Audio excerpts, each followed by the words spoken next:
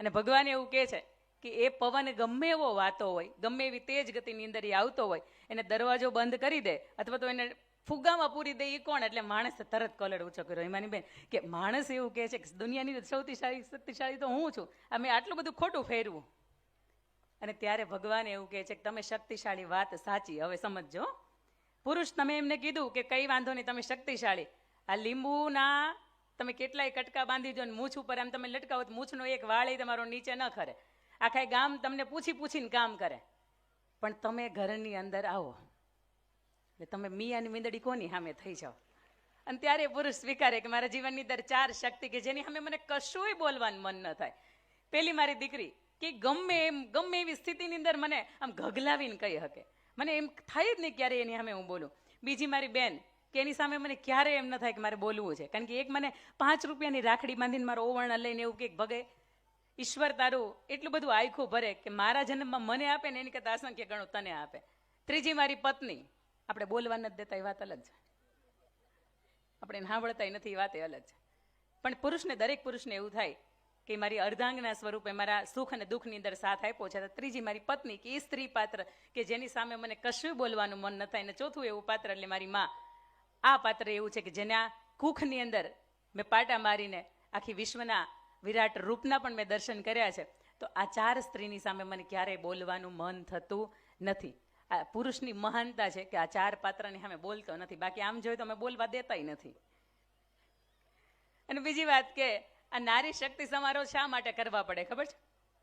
તમે જોયું પુરુષોના ક્યારે આવા સમારોહ ન થાય, પુરુષોની મિટિંગમાં પતી જાય. અમારા મોટા તમારે સમારોહ કરવા પડે. એનું એકમાત્ર કારણ કે પુરુષ પોતાની જાતને અરીસામ નથી જોતો.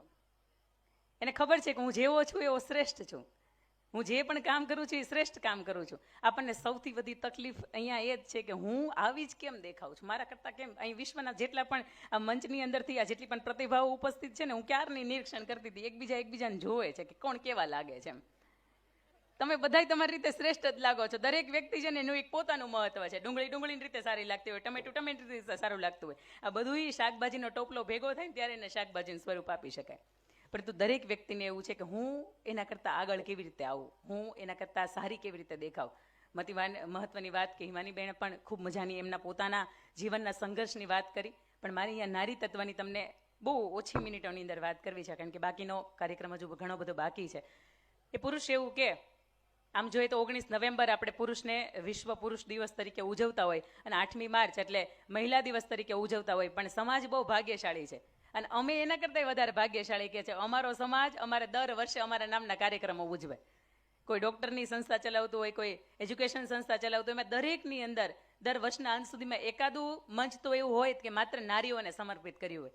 આ તમે કદાચ એટલા માટે પહેલ કરી છે કે જે દીકરી અહીંયા MBBS હતી, જે દીકરી અહીંયા CA હતી, જે દીકરી અહીંયા મામલતદાર હતી, અને એમનું જ્યારે હિનાબેન એ સન્માન થાય ને ત્યારે અહીંયા બેઠેલી દીકરીને એમ થાય કે એક વખત હાડું મામલતદાર બનીને એક વખત જોવાય કે અહીંયાથી આ વિશ્વ કેવું દેખાય છે. એ વ્યક્તિઓના સન્માન એટલા માટે હતા. અને આ ગમતી વાત છે કે કદાચ કાર્યક્રમ અડધી કલાક લંબાય તો લંબાય, પણ આ દરેક વ્યક્તિને એવા અધકેરા સન્માન એટલા માટે આવે. માંડ આપણે પાસ થતા હતા એ લોકો છીએ. અને સુરતના 8મા ક્રમ ઉપર, આ સુરતની અંદર 10મા ક્રમ ઉપર અહીંયા બાળકો આવતા હોય, એના માતા પિતાની સાથે ધ્રુજતા પગની સાથે આવતા હોય, અને છતાંય આપણે એના માટે તાલી ન પાડી શકતા હોય તો આપણી અંદર ક્યાંક તો ખૂટે, કાંઈક તો ખૂટે.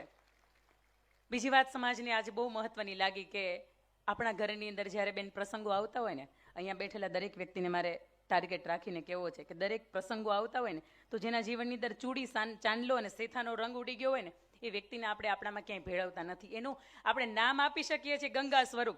ગંગાની અંદર આપણે આપણા પાપ ધોવા માટે જઈએ, ગંગાની અંદર નાહવા માટે જઈએ, પણ જે સ્વરૂપ આપણી આસપાસ સતત ફરે છે એ સ્વરૂપને આપણે આપણાથી દૂર રાખીએ. કેમ ભાઈ? તો કે શુભ કાર્યની શરૂઆત હોય ને તો કે એની અંદર ન થાય. તો આજે આમ જોઈએ તો અધિક માસની શરૂઆત, એની સાથે સાથે આજે આપણે આ સુંદર મજાના કાર્યક્રમની અંદર કે જેની અંદર હજારોની સંખ્યાની અંદર તમે ઉપસ્થિત છીએ, આજનું આ શુભ કાર્ય જ હતું. છતાં આ ગઢડા તાલુકા પાટીદાર સમાજે એક પહેલ કરી છે કે શુભ કાર્યની શરૂઆત પણ આ ગંગા સ્વરૂપ બહેનોના હાથેથી કરવી જોઈએ. સાહેબ, આ બહુ મોટી વાત છે. અને આજથી 1 કે 2 વર્ષ પહેલા જ્યારે સૌરાષ્ટ્ર પટેલ સેવા સમાજના જ્યારે સમૂહ લગ્નોત્સવ હતા ને એની અંદર પણ આ શરૂઆત થઈ હતી. અને આ શરૂઆત એટલા માટે કે એનો કોઈ વાંક નથી. ઈશ્વરે એના જીવનની અંદર આ તમામ રંગો તો ઉડી ગયા છે, એ ભરી લીધા છે, પણ આપણે એના જીવનની અંદર એક ખુશીઓનો તો રંગ ભરી શકીએ ને. કારણ કે સમાજ હોય ને એના 3 સળગતા પ્રશ્નો હોય. પ્રશ્ન નંબર 1 કે અમારા સમાજની અંદર ગંગા સ્વરૂપ બહેનો છે ને એને કોઈ પૂછવા વાળું નથી સાહેબ.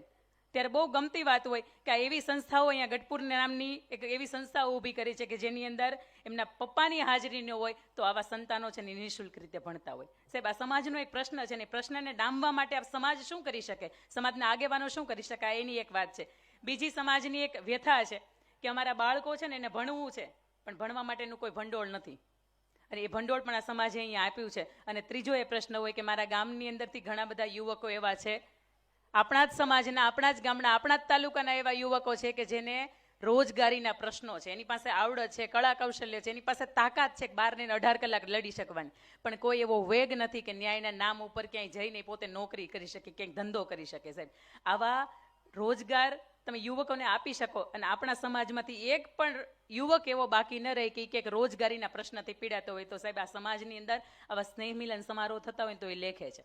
પણ પુરુષ એવી વાતને સ્વીકારે કે મારા જગતની આખા વિશ્વની અંદર 4 સ્ત્રી એવી કે જેની સામે મને બોલવાનું મન ન થાય. પહેલી મારી દીકરી, તો સાહેબ મારે આપને એ કહેવું છે કે દીકરી કોને કહેવાય?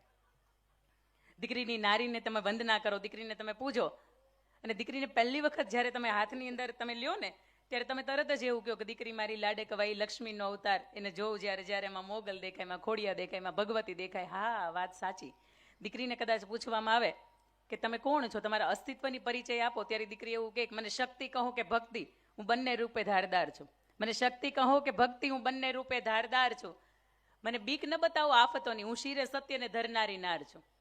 હા છે સર્વે સર્વા સ્વાભિમાન મને મારું, કારણ કે અંગે પવિત્રતાનું વસ્ત્ર હું ઓઢનાર છું. હું છું ડોક્ટર, છું એન્જિનિયર, છું વકીલ, છું પાયલટ અને એનાથી વિશેષ આ ખંતીલી ખાખીની ધરનાર છું.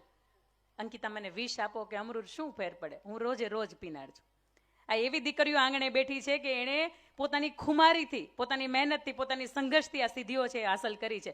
પણ આજે સૌથી વધારે પ્રશ્ન હોય ને તો મને મથુરભાઈ એક વાત બહુ ગમે કે સુરતે એક એવી પહેલ કરી હતી કે જ્યાં દીકરી બચાવો દીકરી પઢાવો અભિયાનની શરૂઆત વિશ્વની અંદર કોઈ ખૂણેથી થઈ હોય તો એ સુરતથી થઈ હતી. અમારા લાડુઓ 2006 ની અંદર હું ભૂલ ન કરતી હોય તો થયો ત્યારે, અને ખૂબ સુંદર મજાના દીકરીના જન્મદરને એક નવો એક વેગ મળે એના માટેના કાર્યક્રમો થયા. પણ દીકરી પહેલી આવે ત્યારે અમારે કે લક્ષ્મી આવી, આખા ગામની અંદર આપણે પેંડા વેચીએ. બીજી આવે ત્યારે હરખ મરી કેમ જાય, ત્રીજી આવે તો એનાથી હરખા વયો જાય, ત્યાં સુધી સાસુબા બોલાવતા બંધ થઈ જાય વહુવારોને.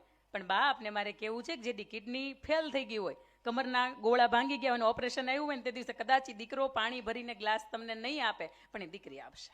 ઘરને આંગણે બીજી હશે કે ત્રીજી, તમે સ્વીકારો કે ન સ્વીકારો, એ પારેવું ઈશ્વરની કૃપાથી તમારે આંગણે આવ્યું છે. અને હરિવંશ પુરાણની અંદર હિમાનીબેન ખૂબ મજાની વાત છે કે તમારે ઘરને આંગણે દીકરી ક્યારે આવે, તમે કેવા સૌભાગ્યશાળી હોય. ભગવાનના આ લિસ્ટની અંદર તમારું નામ કેટલે મોખરે હોય ત્યારે તમારે ઘરની આંગણે એક દીકરીનો જન્મ થાય. હરિવંશ પુરાણની અંદર કૃષ્ણના બહેન સુભદ્રાજીનો જ્યારે જન્મ થાય ત્યારે દેવર્ષિ નારદ નારાયણને પૂછે કે પ્રભુ કેવા એવા દંપતિ હોય, પ્રભુ કેવા એવા ઘર હોય કે જેને આંગણે દીકરીનો જન્મ થાય.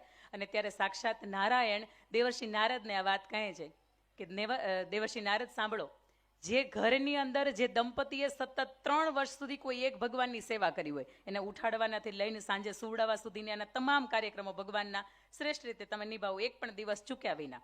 સતત 3 વર્ષ સુધી કોઈ ભગવાનની તમે રાત દિવસ સેવા કરો, 111 જેટલા તમે વૃક્ષ વાવો, 1111 જેટલા બ્રાહ્મણોને એક સાથે તમે બેસાડીને જમાડો, 11,000 જેટલા તમે યજ્ઞ કરો, 1 લાખ જેટલી ગાયના દાન આપો, અને એથી વિશેષ માતાજીની કે તમારા ઈષ્ટદેવની કૃપા થાવી હોય તો આ બધું જ ભેગું થાય ને તો તમારા ઘરને આંગણે એક દીકરીનો જન્મ થાય.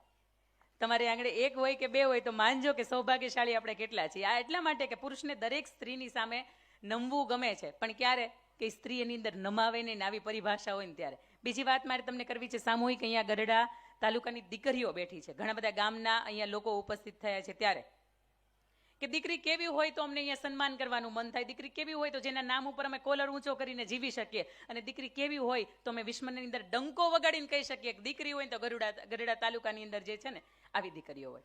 1857ની અંદર ચંદ્રકાંતભાઈ એક સમય હતો કે જ્યારે અંગ્રેજો હતા ભારતના પ્રવાસે હતા.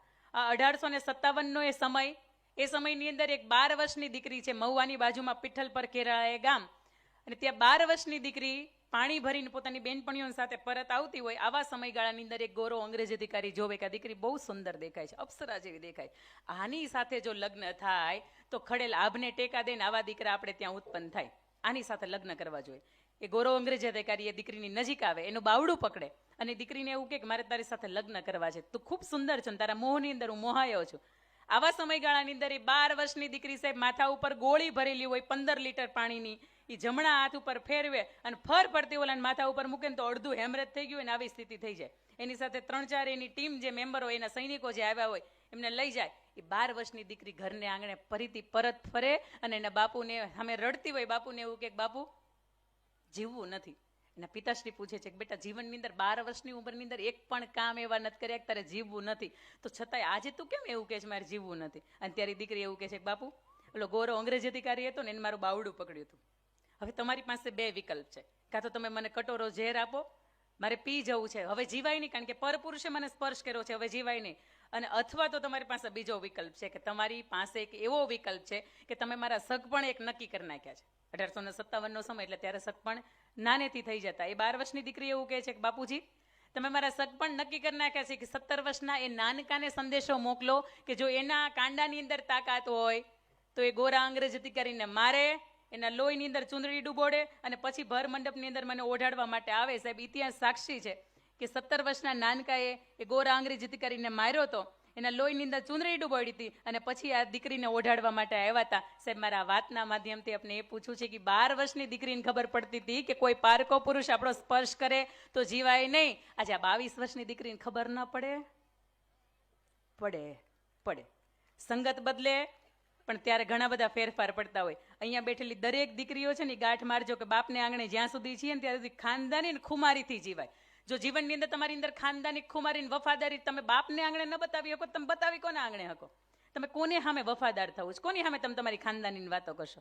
જીવનની અંદર એકમાત્ર વિચાર કે જ્યાં સુધી બાપના આંગણે છું ને ત્યાં સુધી તો એવા મસ્ત રીતે રહેવું છે કે આખો મારો સમાજ મને વાત કરે અને બાપના નામથી મને ઓળખાય. આજે જ્યારે મામલતદાર કોઈ દીકરી બની છે ને, આજે જ્યારે MBBS કર્યું છે, આજે કોઈ માઇક્રોબાયોલોજીની અંદર છે, તો એ દીકરીએ એટલા માટે એનું નામ આગળ કર્યું છે કે એક સમય એવો હતો કે મારા પપ્પાને કદાચ ગામની અંદર કોઈ અસ્તિત્વ નહોતું કે એનું કોઈ ઓળખતું નહોતું, પણ આજે એ મામલતદારના પપ્પા છે ને, અરે સાહેબ એ ઓળખની મજા કેવી છે. અહીંયા બેઠેલી દરેક દીકરીઓને આ વાતના માધ્યમથી મારે તમને કેવું છે કે બેટા બાપને આંગણે છે ને ત્યાં સુધી લડી લેવાનું હોય. સમાજની સામે જ્યાં સુધી કોઈ તમારા બાપની વિરુદ્ધમાં ભડકાવે ત્યાં સુધી કદાચ એને તમારી તાકાત હોય ને એટલું તાકાતથી એની સામે લડી લેવાય. પણ કદાચ કોઈ એવું કે તાર પપ્પાને કાંઈ ખબર નથી પડતી, નાલને આપણે આપણી રીતે. સમાજની અંદર 10% વર્ગ એવો છે રૂડી રૂપાળી હારું ખાનદાન, આવા સમાજની દીકરીઓ છે ને એને લઈ જવા માટે, એને ભોળાવવા માટે, એને ફોસલાવવા માટે આજે